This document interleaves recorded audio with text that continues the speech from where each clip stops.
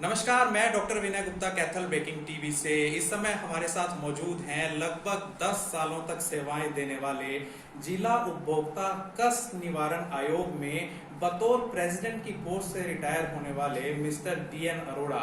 उनसे जानते हैं कि कैसा रहा उनकी सेवा का ये सफर, साथ में क्या था ऐसा यादगार केस जिसमें उन्होंने अहम फैसला सुनाया हो, क्या सरकार से कभी रिकमेंडेशन या अवार्ड भी मिला, और आने वाले जो उनके सक्सीडिंग ऑफिसर या प्रेसिडेंट रहेंगे क्या है उनके लिए संदेश और क्या कंज्यूमर्स को वो कहना चाहेंगे। नमस्कार अरोड़ा। मैं सबसे पहले आपको बताना चाहता हूँ कि मैंने वकालत 1981 में शुरू की।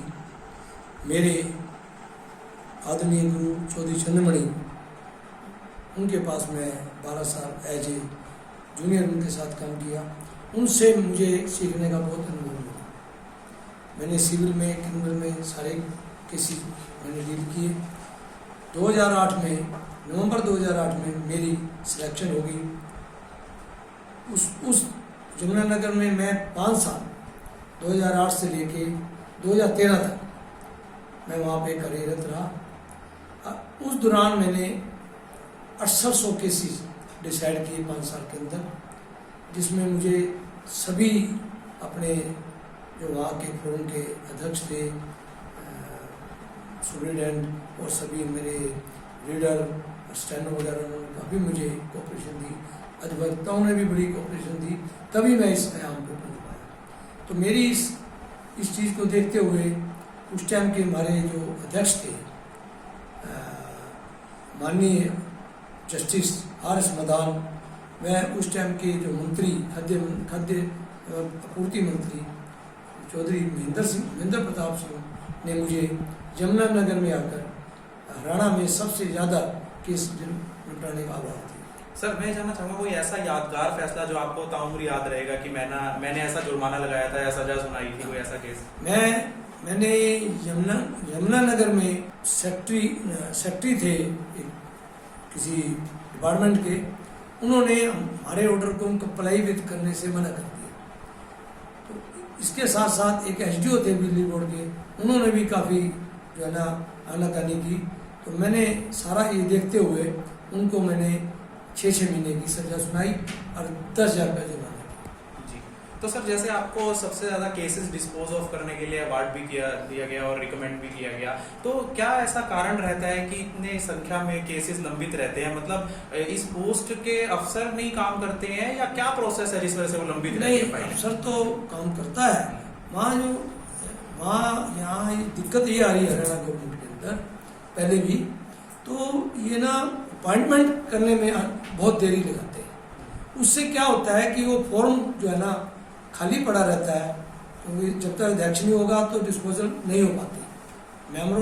मेंबर करते हैं लेकिन इतनी डिस्पोजल नहीं हो पाती, क्योंकि जो प्रेसिडेंट है वो एक्सपीरियंस होता है, उसको 15 साल 20 साल का एज एडवोकेट एक्सपीरियंस होता है। उसके बेस पे उसको नॉलेज होती है लॉ की, तो फटाफट निपटाने में माहिर रहते हैं उनको पूरी नॉलेज होने की वजह से। लेकिन सिलेक्शन में लेट हो जाते हैं, फिर गवर्नमेंट के पास फाइल पड़ी रहती है। इस दरम्यान जो ना 8-9 महीने साल लग जाता है, और जो केसेज आते हैं इसलिए वो जो है ना पेंडेंसी हो जाती है। बैक लोग जो है ना निकल नहीं पाता जी। इसे रीजन। सर, मैं आपसे जानना चाहता हूँ, जैसे लोग जो है ज़्यादा एजुकेटेड होने लगे हैं, इंटरनेट का माध्यम है, लोगों को इन्फॉर्मेशन सारी होने लगी है, तो आपका अनुभव क्या कहता है कि इसके बावजूद क्या कंज्यूमर केसेस बढ़ रहे हैं, घट रहे हैं, क्या रीज़न? बढ़े तो हैं, लेकिन मैं आज भी इस बात के लिए बड़ा अपने आप को ये सोचता हूँ कि कंज्यूमर अब भी अवेयर नहीं है। अब क्या होता है, आमतौर पे कंज्यूमर कहता है यार कोर्ट के कौन चक्कर काटे, जैसा कि हमारा पहले से जनरली ये लोगों के अंदर ट्रेंड बना हुआ है कि कोर्ट से दो डेटिंग, तारीख पे तारीख। लेकिन कंज्यूमर कोर्ट के अंदर ऐसा नहीं है कि कोशिश होती है अध्यक्ष की भी, भाई मेंबरों की भी, भाई हम जल्दी फैसले करें, उनको न्याय मिले। मेरे इस 10 साल के दौरान में जितना डिस्पोजल और जितना कंज्यूमर को रिलीफ देने की कोशिश की गई, तो मैं समझता हूँ कि पूरे हरियाणा में शायद इतने कम से कम 70 और 80% के लगभग हमने कंज्यूमर के हक में ही डिसीजन दिए हैं, क्योंकि हमारा ये एक्ट जो है ना सोशल लेजिस्लेशन है कि सुप्रीम कोर्ट भी हमारी ये कहती है कि इस एक्ट की जो है ना सरलता की जाए। और अब ये एक्ट अमेंड हुआ है, पहले 86 में था, अब 2019 में और इसमें सरलता आई है।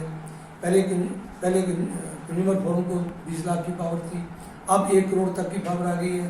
स्टेट मिशन को 1 करोड़ से 10 करोड़ हो गई है, नेशनल मिशन को 10 करोड़ से अबाव हो गई है। इनकी सबकी अपीलें सुप्रीम कोर्ट तक जाती हैं।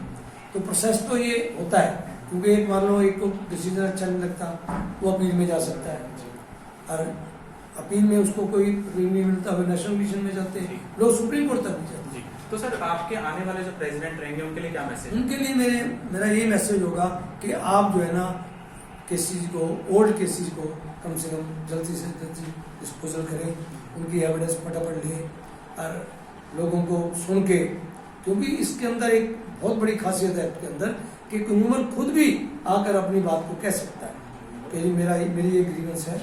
तो ऐसा नहीं है कि उसमें एडवोकेट की जरूरत होती है, वो अपनी बात, अपनी ग्रीवेंस कोर्ट के सामने रख सकता है और कोर्ट जो है ना उसको सुन के फैसला कर सकता है। कंज्यूमर्स को क्या मैसेज देना चाहेंगे? कंज्यूमर को ये मैसेज हमें चाहेंगे कि वो कंज्यूमर कोर्ट में आए, अपनी बात जेन्युइन लेके आए और अपने कागज, जैसे एक आदमी का AC डिफेक्टिव हो गया, अब उसके बाद बिल नहीं है, तो वहाँ कंज्यूमर साबित करना जरूरी है कि उसने जो है ना इतने पैसे देकर अपनी चीज ली है।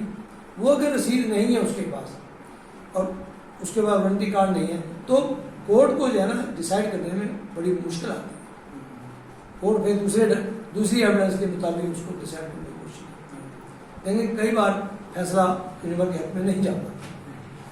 तो मैं उपभोक्ताओं को यही संदेश देना चाहता हूँ कि वो कंज्यूमर कोर्ट में आए, अपनी बात रखें, हिचके नहीं कि कोर्ट में रिलीफ नहीं मिलेगा या जल्दी फैसला नहीं होगा, ऐसा अब नहीं है।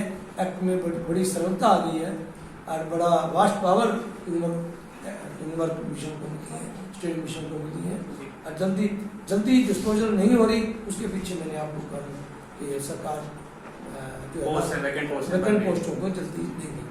तो सर अब आने वाले समय में क्या करेंगे आप रिटायरमेंट के बाद? मैं पहले एडवोकेट था, मैं 1981 में मैंने वकालत शुरू की, 2008 तक मैंने वकालत शुरू की रखी। उसके बाद मैं वहाँ जम्मू में चला गया, बीच में फिर मेरी दोबारा सिलेक्शन होगी। अब मैं वकालत में ही जो है ना यमुनानगरी प्रैक्टिस करें? नहीं, कुरुक्षेत्र, मैं रहने वाला कुरुक्षेत्र का हूँ, कुरुक्षेत्र ही मेरा नेटिव स्थान है, वहीं मैंने पहले प्रैक्टिस की है, वहीं मैं अपना कार्य शुरू कर दिया। तो ये थे हमारे साथ मिस्टर अरोड़ा, जिन्होंने बहुत ही कम समय में अपने 10 साल के सेवा अनुभव का जो अनुभव है हमारे साथ साझा किया। हम भी इनके आने वाले भविष्य के लिए इनके लिए सुखद कामना करते हैं। ये थी खास पेशकश मैं डॉक्टर विनय गुप्ता कैथल बेकिंग टीवी से अपने सहयोगी कैमरामैन सुरेंद्र भाल के साथ।